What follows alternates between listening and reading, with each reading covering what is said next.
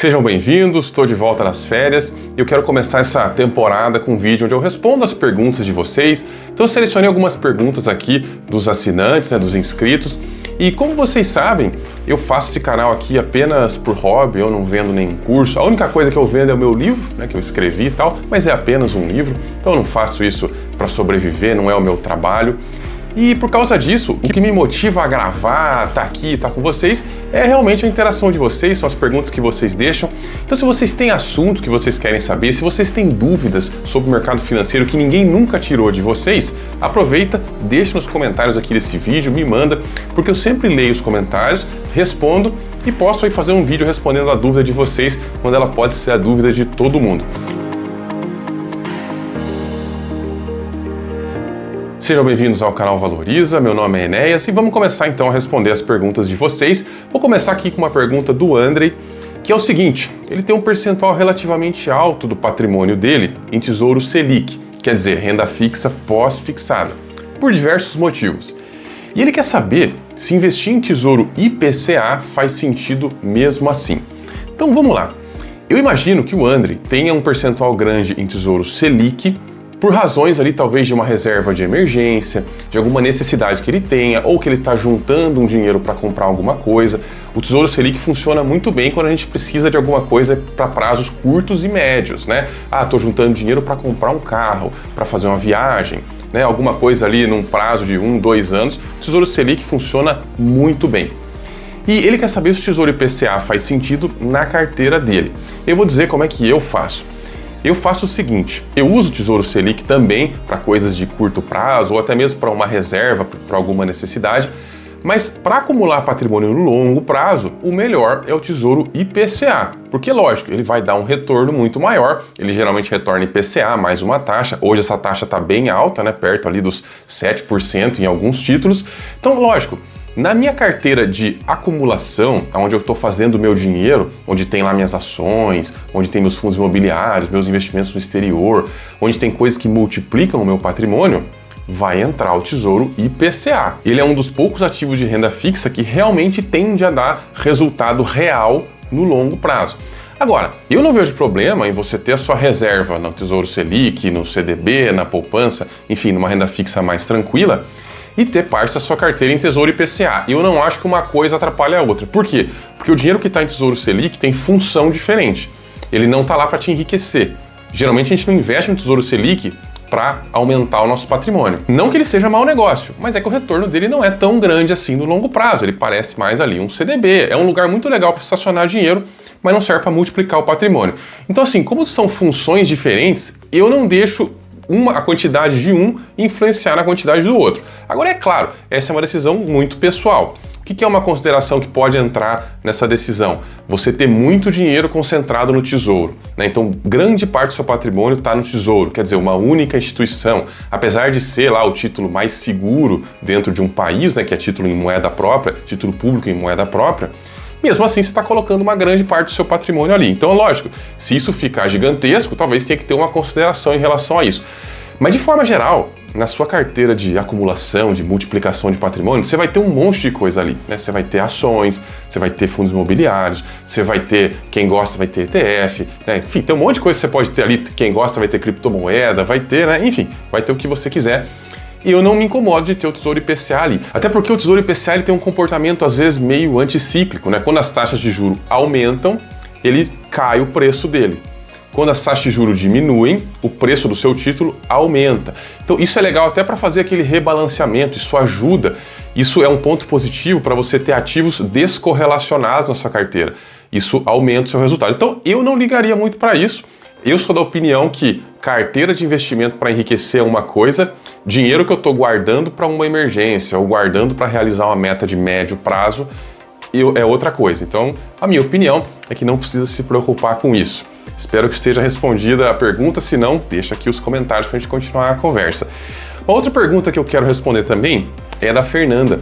E ela pergunta sobre a queda dos fundos imobiliários. O que está acontecendo que os fundos imobiliários não têm dado um bom resultado ou têm tido uma queda nas cotações? Bom, vamos lá.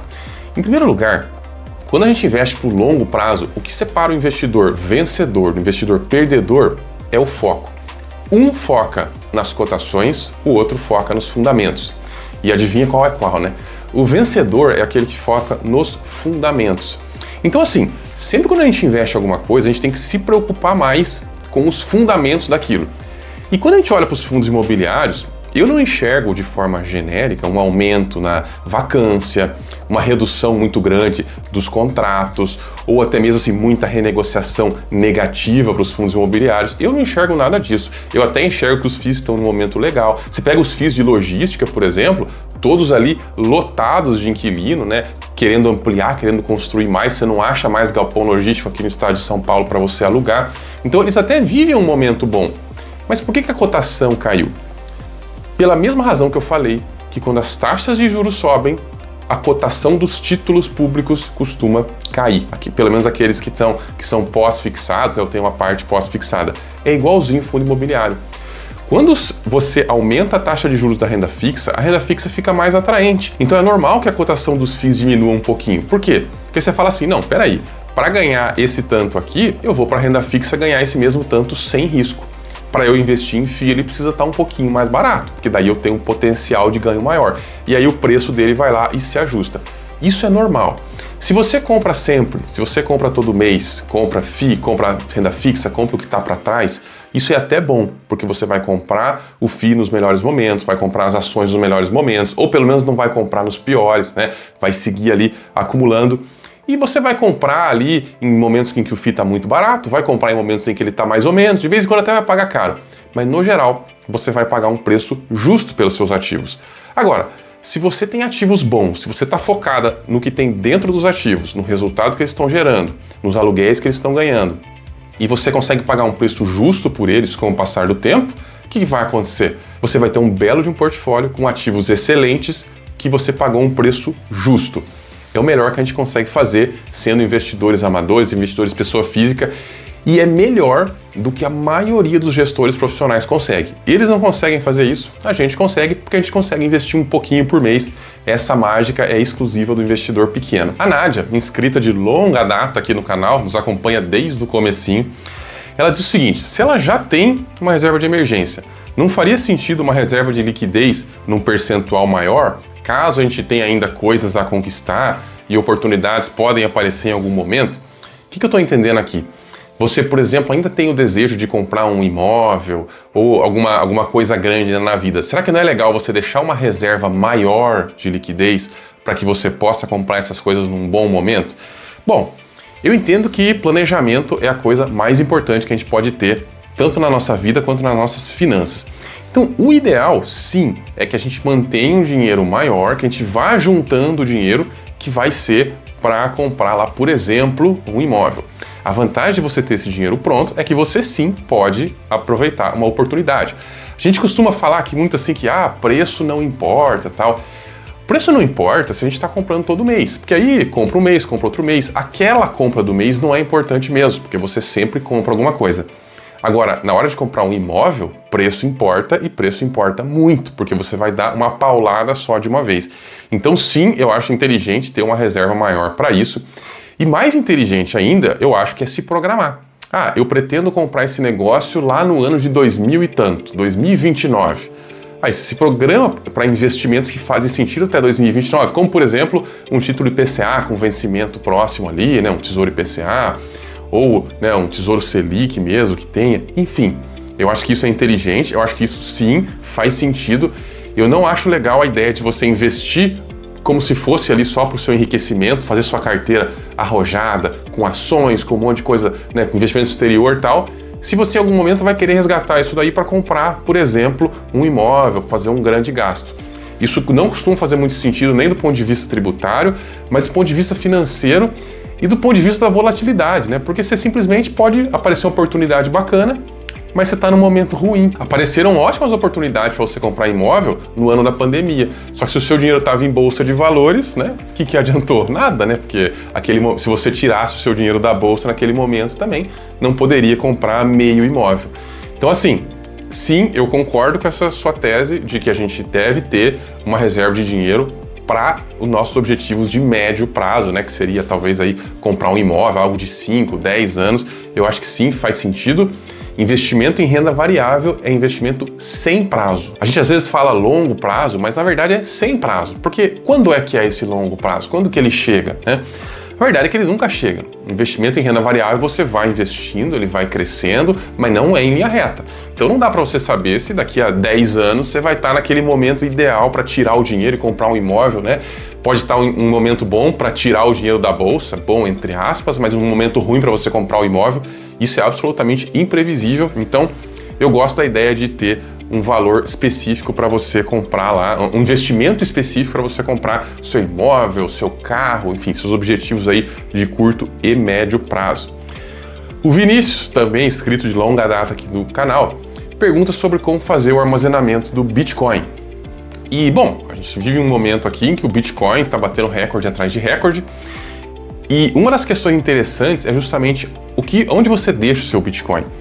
Porque, conceitualmente, o Bitcoin, ele não é, assim, exatamente um investimento, né? Dá para ganhar dinheiro com ele, porque a gente compra, o negócio não para de subir, você ganha dinheiro. Mas ele serviria mais como uma reserva de valor. Ele é análogo do ouro digital. Não foi isso que o Satoshi Nakamoto lá imaginou. O que ele imaginou seria uma moeda de troca para o dia a dia e tal. Isso nunca rolou no Bitcoin, né? Talvez um dia role, mas até hoje nunca rolou. O que rolou foi ele se transformar num ouro digital. E como ouro digital, ele serve para coisas assim, né? Aconteceu do seu país virar uma Venezuela. O Bitcoin pode te ajudar a sair de lá. Preciso tirar dinheiro de um país onde se implantou uma ditadura e você é perseguido e tal. Você usa o Bitcoin, você tira o dinheiro, ninguém te censura. O Bitcoin tem um monte de função nesse sentido, mas são funções muito parecidas com o ouro. Quando os judeus fugiam lá da Alemanha, vinham aqui para o Brasil, vinham para outros países, eles colocavam o ouro, costuravam o ouro na roupa deles, né, para conseguir levar o pouco de riqueza que eles tinham. É mais ou menos essa lógica aí do Bitcoin, tá? Um negócio um pouco catastrófico, mas enfim, é a função que realmente existe para ele. O resto é especulação, né, gente? O resto é gente querendo fazer dinheiro rápido. Então como é que você faz para armazenar? Qual é o armazenamento ideal? Bom, se você deixa isso numa corretora, uma corretora não te protege de nada disso, porque uma corretora tem que seguir as leis, seja desse país, seja de outro país. O que eu enxergo como maneira correta de armazenar o Bitcoin é você ter uma carteira, uma hardware wallet, né, e tirar o seu Bitcoin e colocar nessa hardware wallet. Esse é o jeito correto. Agora, isso para alguns pode ser caro, que o cara tem lá R$1.000 de Bitcoin, aí vai gastar 500 para comprar uma hardware wallet. Não faz sentido, né? E assim, para algumas pessoas isso pode ser difícil, porque você pode fazer manualmente a sua, mas o procedimento é meio complicado. Eu já estou devendo para vocês um vídeo para explicar como é que eu faço com os meus, né? Porque com os meus eu compro numa corretora, qualquer corretora, eu vou lá, compro e tiro da corretora e coloco na minha carteira, na minha hardware wallet e fica lá com toda a segurança que tem na hardware wallet. E é isso que eu acho que a gente tem que fazer, porque se você usa como reserva de valor, é burrice você deixar numa corretora, porque em corretora não é reserva de valor, em corretora é um ativo financeiro. É um débito que a corretora tem com você. É como o dinheiro que você tem no banco. Não está com você, está com o banco. O banco tem um débito. A gente confia muito no banco, por isso a gente deixa o dinheiro no banco. Se você confia muito na corretora, não tem problema. Mas não é exatamente o que a gente pode chamar de uma reserva de valor.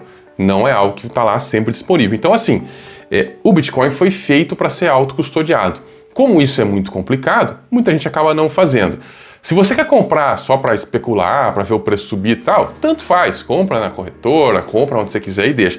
Mas se você quer armazenar porque você acredita, porque é um dos investimentos que você faz, você compra e coloca lá numa hardware wallet, que é o jeito mais seguro, tá? Antigamente a gente tinha aquelas paper wallets, né, as carteiras de papel, mas elas não são seguras, elas não suportam as formas mais atualizadas de segurança, vamos dizer assim, para encurtar o assunto, e elas são muito suscetíveis a erro. Então, assim, a melhor coisa que você faz, aproveita um dia que tiver uma promoção lá da Ledger, de alguma outra conhecida. A que eu uso é a Ledger, mas enfim, não sou patrocinado, não estou fazendo propaganda aqui, eu uso porque ela é muito simples e muito fácil. Você vai lá e compra uma dessa e armazena. E claro, eu ainda continuo devendo para vocês um vídeo mostrando como é que eu faço para comprar Bitcoin. Se vocês sabem, né, eu invisto sempre naquilo que está para trás na minha carteira. E faz muito tempo que o Bitcoin não fica para trás, porque a última vez que eu comprei estava lá 15 mil dólares, o negócio está 90 e poucos mil dólares, então ele passou muito na frente do que ele deveria estar. Então até eu comprar todo o resto para ele continuar crescendo ali, chegar no nível do Bitcoin, vai demorar um pouquinho. Mas quando eu comprar Bitcoin, eu vou gravar a tela, eu vou filmar todo o procedimento para que eu possa mostrar para vocês pelo menos o que eu faço, pelo menos o que eu fiz. Mas se você tem uma dúvida específica, deixa aqui nos comentários que eu falo para vocês também. Isso casa bem com a última pergunta da Fernanda, que é exatamente quais são as possíveis razões pelas quais o Bitcoin tem batido recorde de cotação. E a resposta mais simples que eu posso dar é: tem mais gente querendo comprar do que gente querendo vender. Por isso que o preço sobe pra caramba. Eu não gosto muito de ficar especulando em termos de por que a bolsa está fazendo isso, por que um ativo está fazendo isso ou aquilo. Muito pode-se dizer que tem a ver com a eleição do Trump, que ele anda meio pró-criptomoeda ultimamente, e aí isso pode empurrar um pouco o uso da moeda, e por isso as pessoas já estão se posicionando nela. Pode ser, pode ter outros fatores também que estão influenciando.